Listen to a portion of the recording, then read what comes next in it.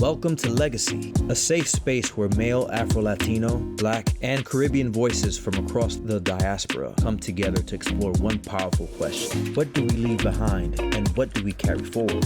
Here, we're not just telling stories, we're rewriting the narrative. This is Legacy, and it starts now. Hey, what's up, my beautiful people? This is Nelson Estevez, and welcome to Legacy, a place where we're not just telling stories, we're changing the narrative one story at a time. Today, I have with me Andresito, Kareem, and Austin. And today we're talking about the legacy we inherited and the legacy that we hope to leave behind. How y'all feeling? How's everything? Feeling good, I'm man. good. Happy to be here, so thank you for having us. So let me pose a question for each one of you guys. What does legacy mean for you, individually?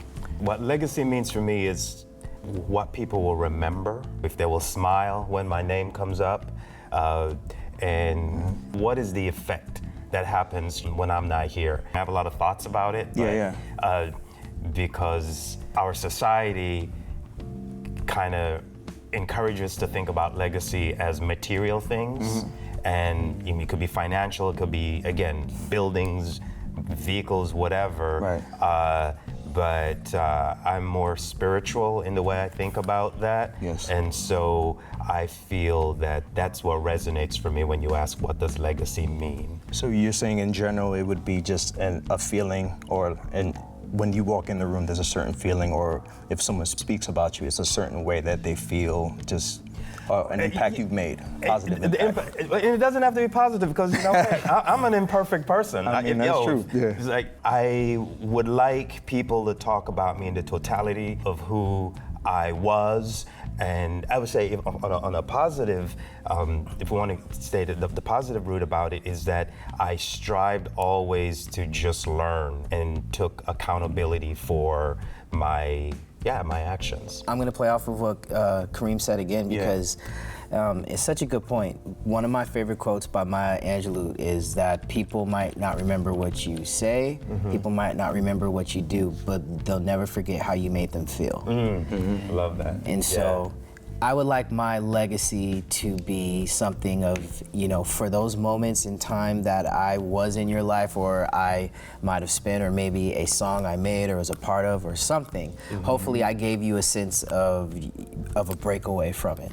And as I'm still building it, I'm still working on it, I'm still building it, and I think more is continuing to come to me as I continue on that journey, because I think legacy is a very important question, but while we're still in this experience, we're still figuring out our legacies as it's growing. So I think it's being cognizant of what you're trying to do and what you want to continue doing. That's beautiful. Yeah. Well said. I mean, they said it all.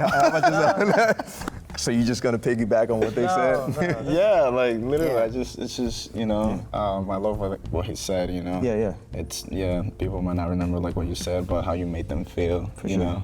So I feel like that's what's legacy for me, And if we're talking about reframing, the experience of what the boxes they put us in, what Austin is saying again, it could also be a real-time thing, or like you don't have to be dead and gone, because just like... You could continue figuring it out. And it keeps on evolving. When we leave this space together, I mean, today, the legacy, the ripple effects that we've, shared with each other, that is part of that thing building.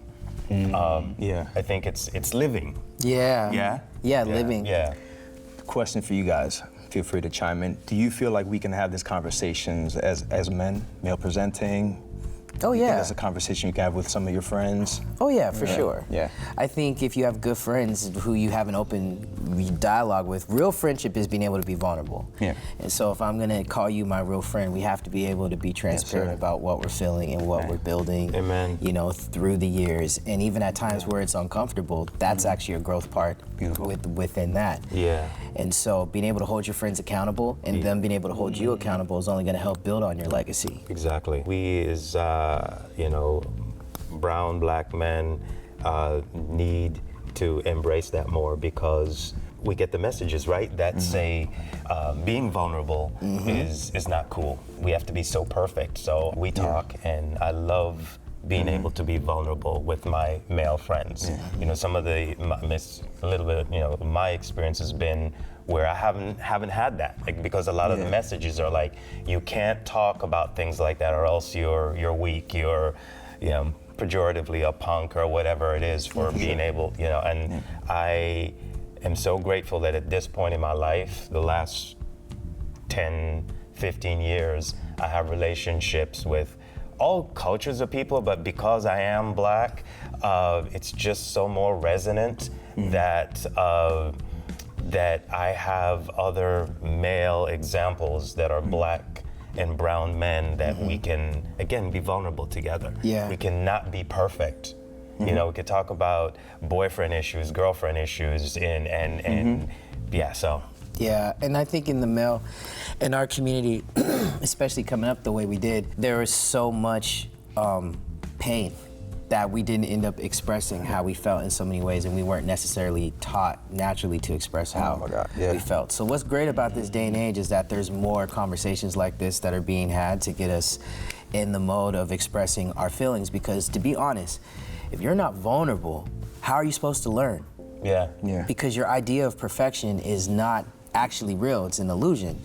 I'm thinking what I think is perfect, but you're only stopping yourself from actual uncomfortable growth, which is the only way to build the blocks to whatever you feel and deem as success in your life. And it's like what you said, it doesn't necessarily mean money, it doesn't necessarily mean just how you say things. I think it has to do with how you live this experience. You know, those things help enhance at times, but it's not the whole experience. And if you think it's the whole experience, then you're greatly doing yourself a disservice. Yeah. So I feel like we have to have these conversations, you know what I mean, and be that vulnerable. Like, I remember when I heard my best friend Gadia said "te quiero" for the first time, which means I love you. Yes. Yeah. Like, I felt that. I was like, damn, like, you know what I mean? Because the way I was raised, like, my dad, you know what I mean? Not even my dad or my brothers would say, like, "te quiero," you know, a man to another man saying "te quiero." Like, that really did hit me really hard. And I feel like we were able to just be vulnerable and have this type of conversations, you know? Yeah. So I feel like we need that. That's great, yeah, Andresito, I totally agree. And I do the same thing with Nelson when we talk, or my little brother that I grew up with, to say, like, I love you, and it's so empowering. You know, and because I have the courage, because there are times I didn't have the courage. I mean, I was definitely the way societal pressures, family pressures, cultural pressures that were put upon me. It took a while for me to get what I call my own swag, right? Become my own man. And so now it's really sort of like a badge of honor for me to model that behavior, because, and I've seen it, especially in our industry, and to see two men tell each other that they love each other and there's nothing salacious about it. It's just like, yeah, nigga, I love you. Done. Yeah. You know, and that's it. You're not trying to, you know what I'm saying. Because if you don't get to say that to them and then something happens, right. That's like, damn. Yeah. You know what I'm saying? Yeah. So there's, it's something deeper than just it being towards one way. And like Nelson, through the years, we've gone on hikes with our crew and had talks, just really inspiring each other. Like, hey man, I see you building, I see you staying consistent. You saying the same to me, man, it's like, I see you building, like this is great. It was great. Yeah, and it was always us just saying, yo, let's keep going, because that is legacy right there. Yeah. Being able to express to your bros, like, yo, I see you, man, and I see you doing what it takes to stay consistent and to live out what you're gonna leave behind for your next. I'm not up there much, but every time I drive past there, I just remember that. So that's a feeling, an emotion. So just to tap on what you guys were talking about. So it definitely brings a smile on my face whenever I'm up there, and I'm like, man, like, just some great memories. Our hikes have been epic. Yeah, it's cool. Yeah. I want to go some hikes. Me too. Let me know. Like, okay, set up like a men's hike or something like that. Yeah, spiritual, yo. Open to the public, but for sure. That's where we do a lot of talking though. Like, just being out in nature and we need that. I don't know if it's like the workouts, the breathing, the intensity in the workouts, but it just kind of like, it just sheds you and then emotionally just a little bit more vulnerable. To each his own, but we definitely have some great epiphanies and conversations over there. It's, yeah, gotta do that again. Yeah, for sure. What legacy did you receive growing up? One legacy that I could say, it's like my dad calling me un matatan. You know what I mean? Like, un matatan, you know what I mean? Like, un matatan is like, you gotta explain, you gotta explain that. Someone who's like the big shot, you know what I mean? Like the one that has everything and it's like the strongest one is always working hard to accomplish things. Amazing. And I'm sure you're living up to that, right?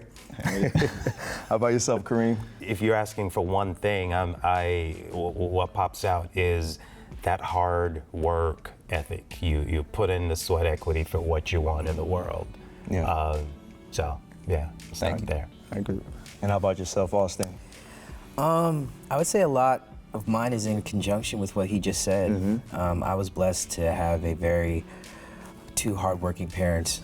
My father owned his business. It was a driving school. Yes. He and then my mother as an entertainer, and they brought that together. And so there was a lot of legacy with consistency and hard work while having integrity while you do it, especially when you're working with other people, as we all, have to do in order to excel. So work ethic, like you said, consistency, but then keeping that integrity with it, which is a big proponent. So with the legacy you guys inherited from your family members, did you have to reinvent yourself? Was there anything where you felt like taking that along with you, or were there certain things that you decided to change? And I just want to know how that process was like for you guys. 100%. It was a couple things.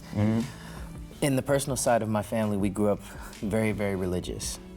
And so while I think there is a lot of benefit from it, teaching real moral code in a lot of ways, in the sense of how you treat others, how you want others being treated to you, how you're supposed to conduct yourself with people, looking out thy neighbor, all that stuff. But I think there was a tendency to have a big judgmental aspect, and it kind of put blinders on you if you don't watch out, because then now you're not able to really live this human experience and interact with people and really learn.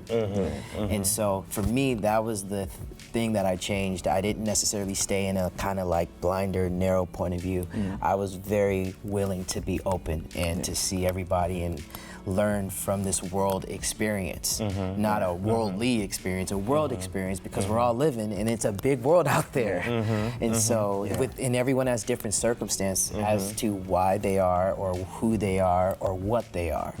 And it's okay to hear and understand and have an open conversation, and that will help shift your mind in a lot of ways. So that was a big one for me, is to experience and get my own actual life experience that I can pass down.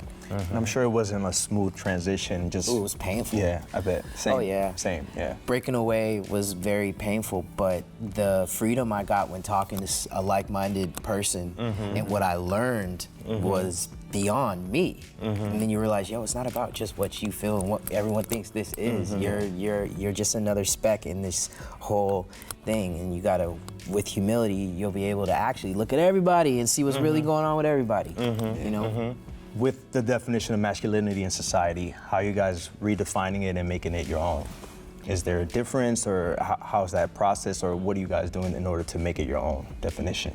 Yeah, for me, I will say what I was talking about with me and being able to tell my friend, like, I love you. Yeah. And that just being a normal thing. Yeah. So I would love for it to be like a normal thing for us to be able to cry in front of each other, and for us to be like, I got you, and for us to be able to have this vulnerable conversations that, as us man, we often are, you should just keep quiet, or just, or we, not what is even telling us, but we feel like, we shouldn't be talking about that. So I think just being more vocal and, I think in a lot of ways, masculinity in this day and age is kind of getting beat up on, only because there's a form that's being presented as that's masculine, when masculine comes in so many different ways. In my opinion, I have my dad, Jamaican man, and was just very, very, very loving, very, two sisters, my mom, everybody, very, very close, tight-knit household. But my father was the protector at the same time. So I think there's a beauty in masculinity. It doesn't have to be just kind of opinionated to this one thing and viewed. So I personally love being masculine while being able to be vulnerable to hear and listen, but then take on the role of a true protector. I think that's a beautiful thing to embrace, and I want my legacy for not only the women in my family, but for myself to always show that form of masculinity of just being, hey, if I could come together and be that one to protect, I will, and I think that's a beautiful thing. Yeah, of course. And it's not always physically protection, right? It's emotional. It's being there. It's fully being there. Like that's what I think about. It's like you're there. Yeah. You know, you're consistent. You're there. Love it. I say for me, my masculinity. Yeah, I love what you said. What both Andresito and you said, Austin, about just the lens that are imposed upon us, right? Because I mean, for me, where my masculinity has been challenged for years is that I'm not straight, and so as and it's intentional why I say I'm not straight, because there's always this declaration, again, put on folks who are not straight. Which is crazy, because masculinity has nothing to do with sexuality. Right. So, exactly. So that has been something that I've had to just balance, figure out. And it, Nelson, to try and answer your question as quickly as possible, I feel very fortunate that I have a tribe and allyship, men like yourself in my life who support in my existence. However, and I'm blessed, this is where my spiritual part comes into, because you have to take ownership of self. And that's a message I'd like to, and I try to model to everybody. I was like, own your stuff, know that you belong in this space. You're not othered, you're not less than. And so I found a lot of success with my Black and brown brothers, and I'm from Central America, and so from Belize, and so being able to just exist and own my stuff has really inspired a bunch of people and inspired me. So I'll stop right there, because this can go on. And I see we're getting wrapped up. That's right. We got you here, man. No, you speaking some great stuff. That was great. All right, guys, so we're gonna play a really quick rapid fire. We're just gonna go along the line, and then we're just gonna keep rotating. Yes, sir. All right, so we're gonna start off with you, Andresito. Salsa o merengue? Merengue. Okay, all right. Ancestors' wisdom or your own reinvention? My own reinvention. All right. Fade in the water or happy 13th? Wait, what? 13th? Fade in the water or happy 13th? What does that mean? What's the white chair? The little incident with the white chair? Oh, with the on the boat in Alabama. Because it was happy chair teeth. Fade in the water. Fade in the water. Perfect. All right. Cool. Yeah. Toilet paper, over or under? Seriously, bro? I mean, I dig in my ass, so yeah. Is that you what you want mean? the toilet paper to flap over or under? Because if it's under, I thought you he a was savage. asking. If it's under, you a savage. Over? Anybody over? Or am I the only over one? It's over. It's over. Okay, it's fine. It's fine. I thought you were asking me how do I wipe my butt. It's over. We'll go on to the next one. Okay, cool. This guy. Mom's cooking or dad's cooking, Austin? Mom's cooking. What's your kryptonite food?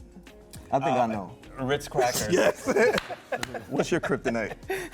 Oh, pizza. Pizza? Pizza. Braids, locks, or hair out? Braids.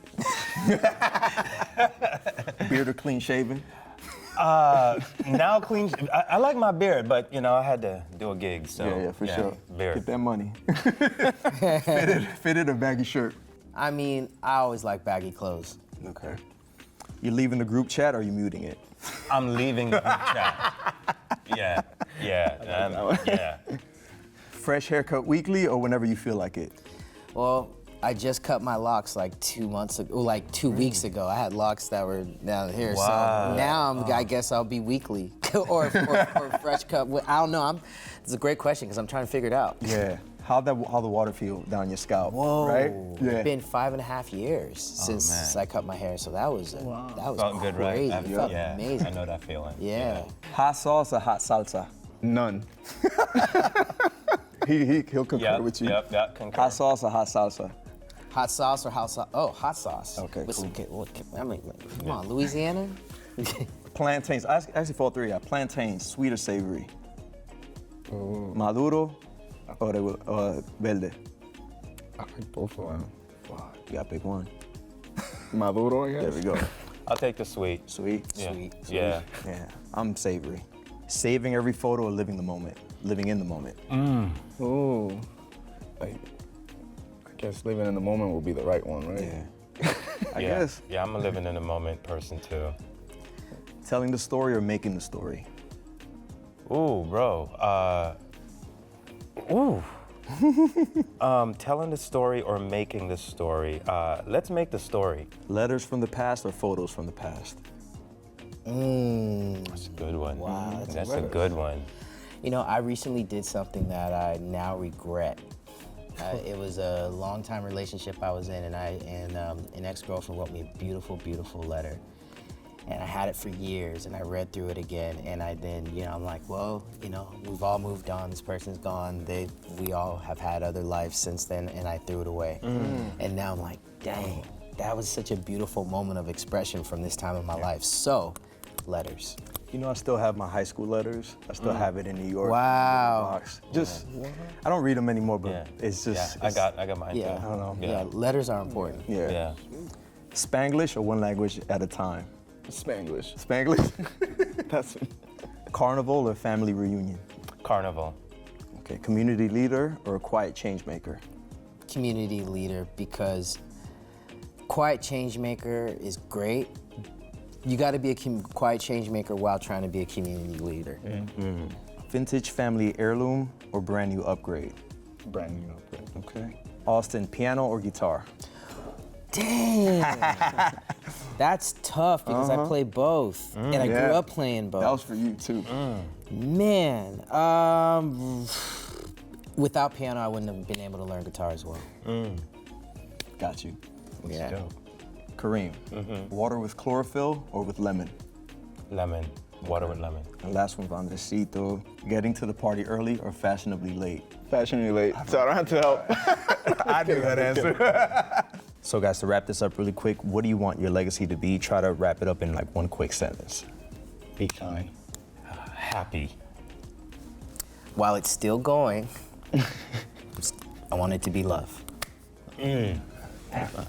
Took mine. Evan took mine. I want it to be happy. So I brought some Mama Juana. Wanted to see if you guys want some. If not, totally fine. All right, cool. I'll take it. Why not? Let's go get lit. If you want to take a little smell of it, it's strong. So it's apparently great for it's great for men's libido Okay. and men and women's menstrual cycle as well. Oh, wow. Yeah. Okay. Whoa. And it's been fermented. I got this bottle in 2010. Okay. Oh, wow. So cheers. Cheers. Salud. To legacy. Legacy. Legacy. Thank you guys so Salud. much. Appreciate it. Thank you, bro. Salud.